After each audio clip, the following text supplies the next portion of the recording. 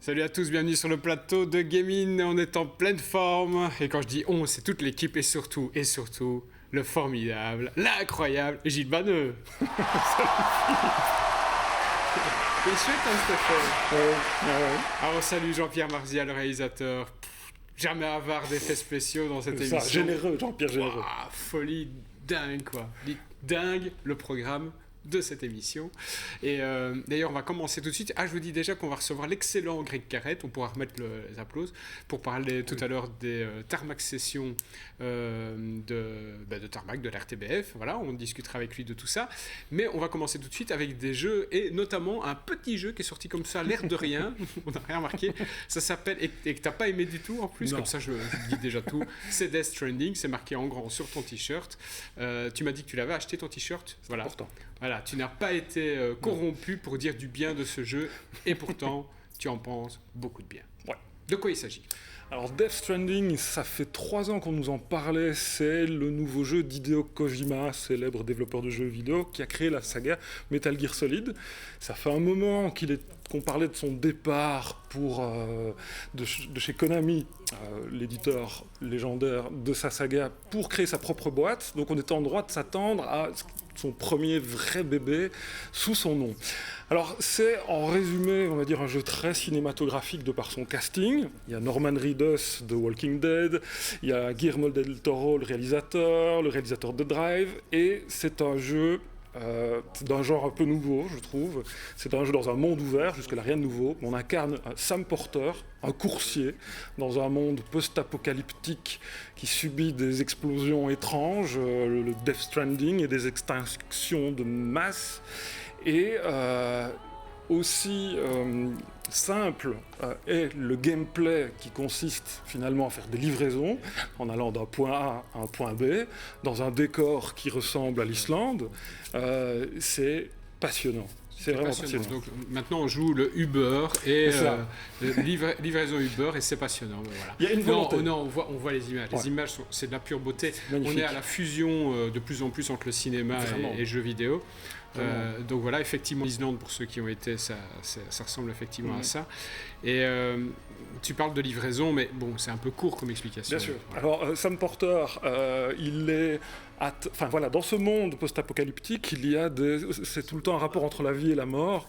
Lui, il est porteur d'une maladie, je n'en dis pas plus, qui lui permet de ressentir ses échoués, ses âmes damnées qui errent entre deux mondes et qui essayent d'attraper tout ce qui passe pour les emmener dans l'au-delà.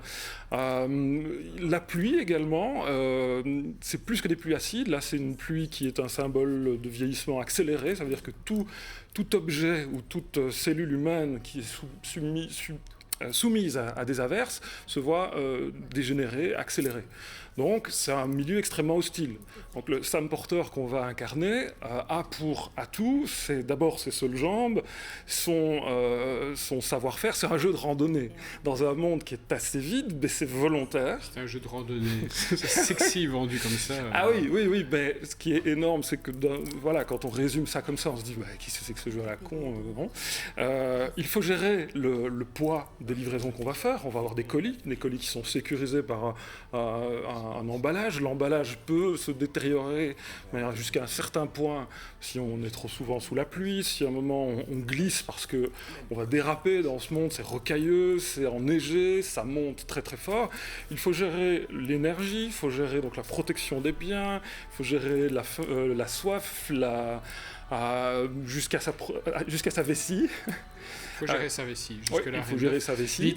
Sérieusement maintenant, tous les avis sont unanimes, c'est vraiment un super jeu, donc c'est vraiment le type de jeu qu'il faut tester, parce que raconter comme ça, franchement, bof, mais manifestement tous ceux qui l'ont testé ont adoré. Il avait déjà été très fort remarqué à la Gamescom, je crois qu'il avait reçu un prix également, donc manifestement c'est un Vraiment, maintenant ce qui est intéressant, c'est que Kojima fait jamais rien comme les autres. Il s'était dit je vais faire un jeu non violent, un jeu aussi avec une portée symbolique. Death Stranding, ça parle des liens. Donc le but, c'est de de recréer du lien par un réseau sur les États-Unis d'Amérique, ce qu'il en reste. Et donc Kojima avait vraiment envie, on parlait de l'ubérisation, etc. Ben justement, il a envie de dire, finalement, les seuls qui pourront faire ces livraisons-là, si on continue à aller dans le mur comme ceci, ce sera un type comme Sam Porter, quoi, et donc tout a vraiment un double sens. Si on élimine un corps, par exemple, j'ai passé 66 heures de jeu pour terminer celui-ci sans tuer personne. Donc, et ça passe comme une lettre à la poste parce qu'à un moment on se dit... Mais tu es toi-même non violent, faut le savoir. Hein. Ouais, bon, oui. Ça dépend des jeux, évidemment. Si, ouais, ok, parfait. Death Stranding, donc tu lui mets, j'ai l'impression que s'il y avait sur 5 étoiles, j'ai l'impression que c'est 5, de toute façon, voire 6. Tu as joué 66 heures. T'as fini ? Tu l'as fini ? Terminé ? Ouais. Et pas de déception à la fin ? Non, parce qu'il y a des twists, il y a des... Quand on pense que c'est fini, ça continue, et il y a... Finalement, parce que des jeux aussi longs, je m'en ai fait pas mal, je me suis dit, il n'y a pas vraiment un moment où je me suis embêté. Un moment, j'attendais. Le seul moment où je m'embêtais, c'est quand je pensais que c'était terminé, que ça ne l'était pas. J'attendais qu'il arrive. Voilà. Donc, finalement, c'est que du bon et que de belles surprises avec un jeu inclassable pour moi qui va marquer l'histoire du jeu vidéo. Rien que ça. Death Stranding, voilà, PS4 exclu. Hein. Oui. Ça plaira pas à tout le monde, mais il faut. Bon, dans un style totalement différent, en manque de vitesse, c'est Need for Speed. Oui, Need for Speed Heat. On avait rencontré un des responsables du jeu à la Gamescom qui nous avait parlé. J'ai lu beaucoup d'avis défavorables. Je peux comprendre que certaines attentes dans ce Need for Speed soient particulières. Maintenant, j'ai joué suffisamment longtemps, peut-être 30-40 heures quand même. La nouveauté, c'est, il y a un cycle jour-nuit, jusque-là rien d'incroyable, c'est toujours des courses urbaines débridées, on incarne un personnage qu'on va créer, masculin ou féminin, on choisit un avatar, il y a une rencontre qui s'opère, on rencontre un duo, un frère et sa sœur mécaniciens, l'un, elle, pilote, et c'est le jour, on nous dit, le jour tu peux faire des courses, gagner de l'argent qui vont te permettre d'acheter des véhicules, débloquer des pièces et monter comme ça ton bolide pour la nuit aller affronter d'autres joueurs dans des courses illégales où là la police corrompue partira à tes trousses. C'est le côté hit, c'est le soir. Voilà. Donc, on a bien compris, il y a deux ambiances, une ambiance relativement soft en journée et puis le soir c'est plus... et c'est un peu étrange que le jour, je ne sais pas où sont les flics, mais en tout cas parce qu'on roule quand même à vive allure comme on le voit là. Maintenant... des manifs, ils s'en occupent, circulation, pas là en tout cas. C'est magnifique. Moi, je me souviens que les images étaient vraiment magnifiques. Ça reste de l'arcade pure et dure. C'est pas ma cam, pourtant j'aime bien les jeux de voiture, mais c'est pour de la défoule, ça marche à fond. Le seul truc est je trouve un peu dommage, parce que Need for Speed nous avait habitués quand même parfois à un scénario un peu, certes cliché, convenu, mais suffisamment travaillé. Ici, je trouve que il faut jouer comme un bon moment avant commencer à rentrer un minimum en empathie avec les sujets qu'on va rencontrer. Que le début du jeu est vraiment des gros problèmes de rythme. Est-ce que c'est pas un jeu plus immédiat? Le côté tu te branches, tu fais 10 minutes et puis tu en sors, quoi. Mais le but d'aller traverser toute une carte pour faire une mission, etc. Need for Speed a déjà réussi ce tour de force là. Et là, moi j'ai bien aimé, mais il est vraiment pas exempt de défauts, quoi. D'accord. Need for Speed, là on est multiplateforme. Et c'est donc un mouet. The Otherworld, ça c'est le suivant. Tu mets parce que Gilles il prépare à fond, il m'envoie des textes, tout ça. Magnifique, super. Génial. Tu mets excellent malgré son côté daté. Oui. Ça veut dire quoi, ça ? C'est que la technologie du jeu, alors c'est un jeu de rôle, un RPG, fait par un studio mythique Obsidian, qui, avec deux légendaires créateurs de la saga des Fallout, c'est des gens qui avaient relancé aussi l'aspect scénaristique de Fallout avec le New Vegas qui était excellent. Donc quand on a su que cette équipe-là allait sortir une nouvelle licence, très très bien. Maintenant, évidemment, passer du visuel de Death Stranding crafting à ceci, ça fait mal aux yeux. Les mécaniques d'RPG, le côté, les couleurs très saturées, etc., j'ai eu un peu de mal à rentrer dedans, mais je pense pour de mauvaises raisons. Et finalement, je l'ai terminé hier, ce jeu-là. La saveur de ce jeu-là, c'est vraiment pour les joueurs qui ont envie d'un jeu bavard, où on rencontre des personnages tout aussi barrés les uns que les autres, ou intrigants. On incarne un personnage qui... voilà, il y a 2 vaisseaux qui sont partis coloniser la planète. Ça se passe dans un monde dystopique. Pas très original. Un monde dystopique, vous avez noté? Voilà, mon compte triple, Scrabble, les soirées. Exactement. On se voit décongelé parce que ça a mal tourné et on nous dit voilà, la Terre se porte mal et à toi d'essayer de faire...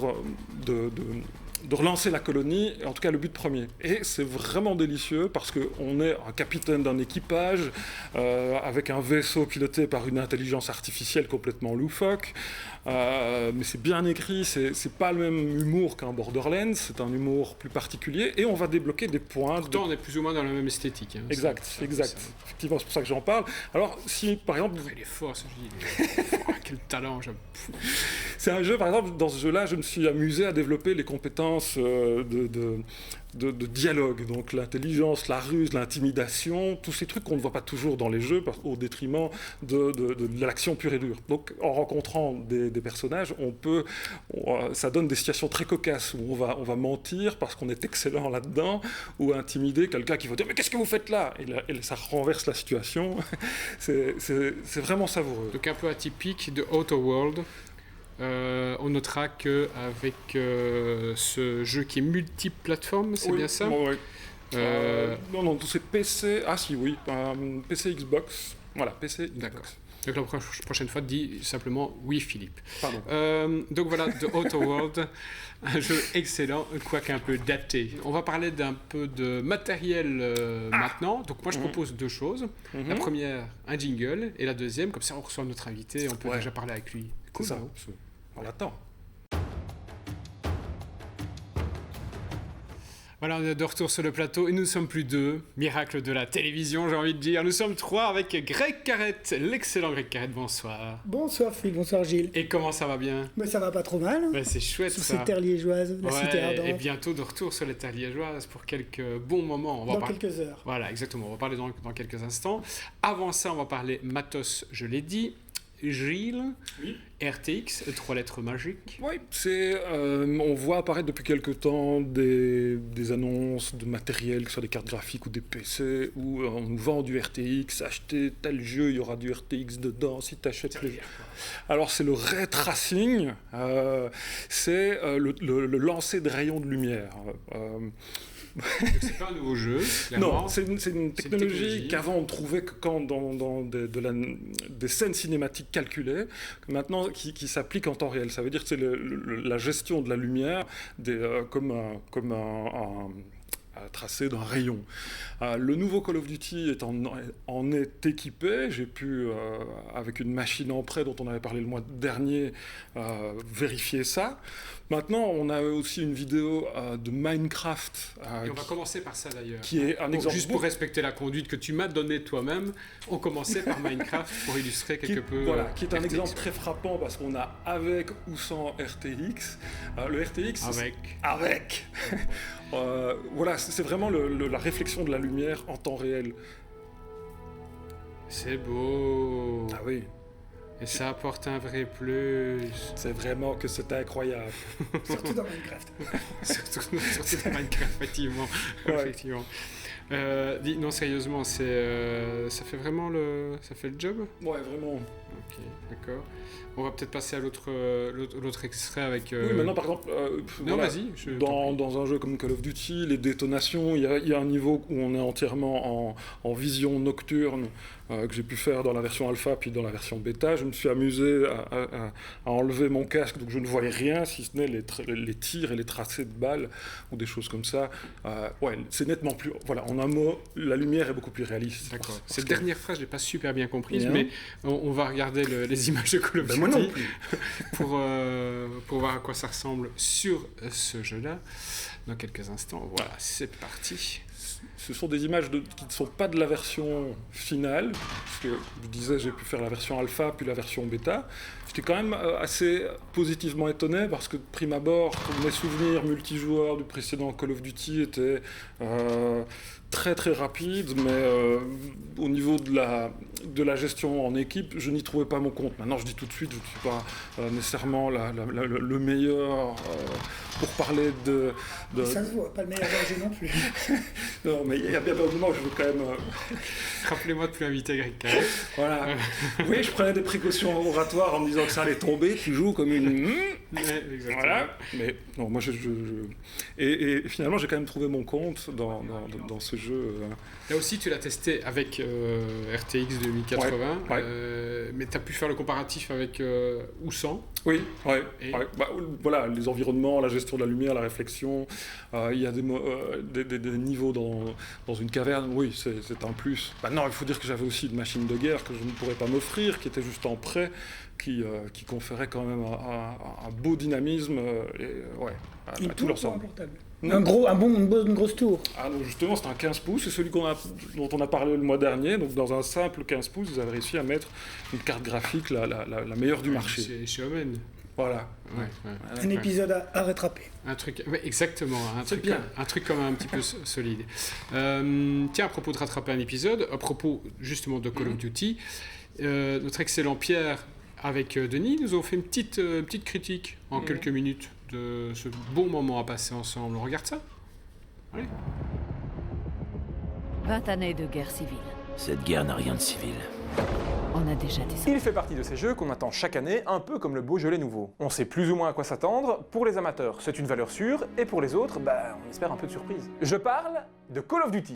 Alors, est-ce qu'on a droit à un Call of Duty supplémentaire sans aucune saveur? Un opus qui va encore voir son nombre de ventes diminuer? Cette année, le jeu prend quelques risques avec le reboot d'une saga très appréciée des joueurs, Modern Warfare. Le jeu était donc très attendu, et les fans espèrent que cette nouvelle version sera à la hauteur.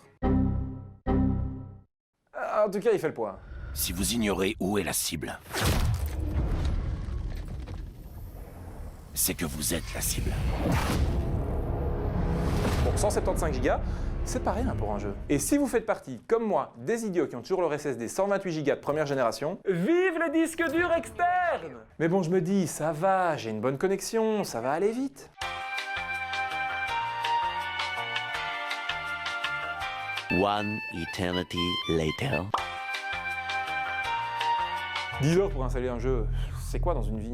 A noter que j'ai testé le jeu sur PC, que de nombreux bugs ont été rapportés en ligne tant sur PC que sur console, mais de mon côté, mon expérience s'est plutôt bien passée. Attention aussi, je ne fais pas partie des fanboys Call of Duty.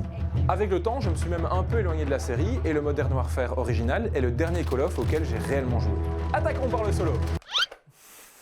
Aidez-nous alors. Si tu restes, nous t'aiderons. Mais si tu restes, tu te bats. C'est d'accord. Déjà, je dois le dire, je trouve que leur choix de scénario est ambitieux. Ce Call of Duty remet en question notre perception de qui est le méchant. Il s'attaque aussi au sujet du terrorisme moderne, et ça, faut oser. Mais bon, les Call of Duty, on les achète pour le multi d'habitude. Bon déjà, si vous n'êtes pas bon au FPS, faut pas vous attendre à un miracle, vous allez galérer. Enfin moi, ça va, j'ai pu faire parler mon skill tranquille. Ok, oui, bon, ok, ça va, j'ai deux mains gauches sur le FPS. En réalité, j'ai tendance à tirer un peu partout, sauf sur l'ennemi. J'ai beaucoup joué tout seul à ce Call of, et ça, c'est pas rien de le dire. Parce que souvent, sur les FPS, quand je joue tout seul, je m'ennuie assez vite, et je les quitte rapidement. C'est peut-être parce que j'ai pas d'amis aussi. Hello, darkness, my old friend. Ce Call of Duty dit au revoir au gameplay en mode « Je tourne en rond et je tire partout !» On est plus ici dans des batailles de position et pas question de se jeter dans la mêlée sans réfléchir. Et dès qu'on arrive à faire quelques kills, on prend rapidement goût au jeu, on est à fond dedans et on a envie d'enchaîner les parties. Et pas besoin de dizaines d'heures d'entraînement, après une petite heure, on prend vite le pli. Une des nouveautés de ce Call of Duty, vous pouvez à présent attacher votre arme à de nombreuses surfaces. Ouais, pas comme ça en fait. Mais bon, on va pas se mentir, ça encourage quand même un peu à camper. Et même pour quelqu'un comme moi qui n'est pas un grand joueur de FPS, le gameplay est plaisant et le jeu est fluide. Et cerise sur le gâteau, vous pouvez jouer avec vos amis, pour ceux qui en ont, I've come to talk with you again. en crossplay. Fini ce débat de savoir sur quelle plateforme acheter le jeu, vous pouvez jouer avec tout le monde. Et là où c'est vraiment fort, c'est que je me suis fait maltraiter autant par les joueurs console que par les joueurs PC. Après, à très haut niveau, il y a peut-être un déséquilibre entre les joueurs, mais vous l'aurez compris, je fais pas partie du haut niveau. Pour faire simple, si vous détestez les FPS, passez votre chemin. Si vous êtes un fan incontesté de la série Call of Duty, vous devriez en avoir pour votre argent. Et si, comme moi, vous vous étiez écarté de la série et que vous voulez rejoindre l'aventure, eh bien peut-être bien que ce titre pourrait vous réconcilier avec la franchise. Bravo 6. Silence radio. Quitte à camper, autant le faire avec style. Voilà, ça c'est la définition du style pour Pierre. Merci les gars, super, parfait. Gilles, FPS, donc on est fan de FPS, d'accord. Si on déteste ça, il faut passer son chemin. Toi tu l'as testé. Pas encore assez. Voilà, pas encore assez pour... on y reviendra peut-être. Ouais, tout bien, pourquoi pas. Ouais, c'est toujours un bon moment. Ceci, voilà. Mais comme on en parlait, voilà, au niveau d'un point de vue politique, ils ont pris des...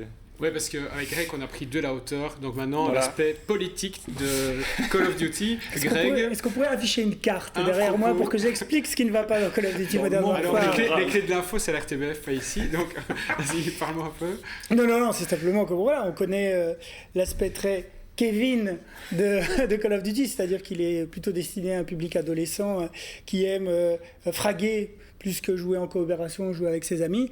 Et donc là, il y a une histoire, un contexte politique qui est un peu vaseux et qui ne correspond pas vraiment à l'histoire et à la géopolitique du monde réel. Voilà, il y a quelques petits raccourcis, quelques petites libertés qui sont faites, qui ne sont pas forcément... Faire gaffe, et de toute façon, une fois que vous avez fini de jouer, vous revenez dans le monde réel et vous reprenez vos marques. Hein, c'est pas l'Ubisoft Discovery Tour, quoi. Exactement. Faut pas les croire, c'est pas Rome, c'est pas les pharaons, non, c'est Call of Duty, ça n'est qu'un jeu. Alors, si Greg est sur notre plateau, c'est pas que pour parler politique dans les jeux vidéo, mais bien pour parler de prévention. Des Thermax sessions qui continuent. Voilà, ça fait...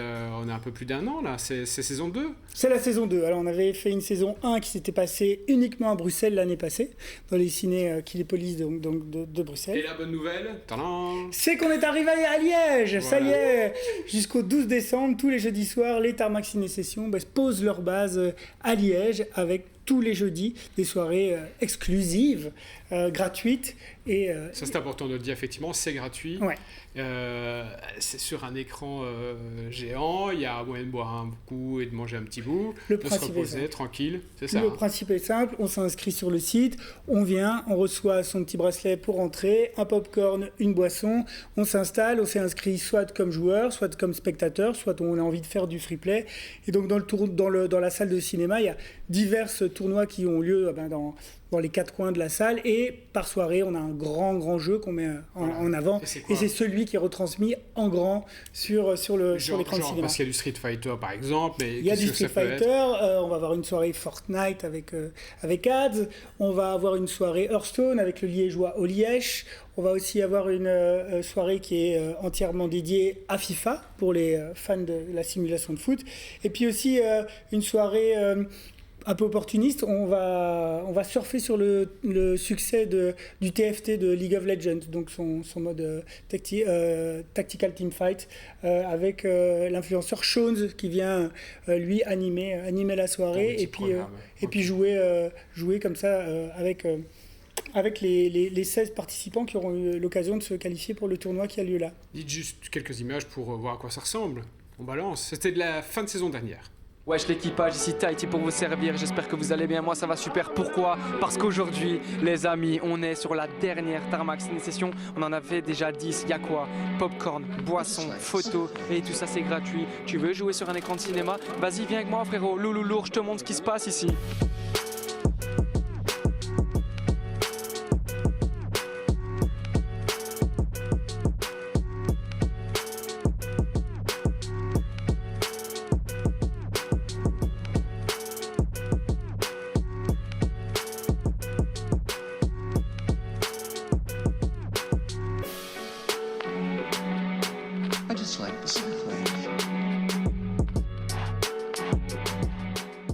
Emballé, c'est pesé, voilà, c'est au Kinépolis, ça recourt tous les jeudis, entre quelle heure?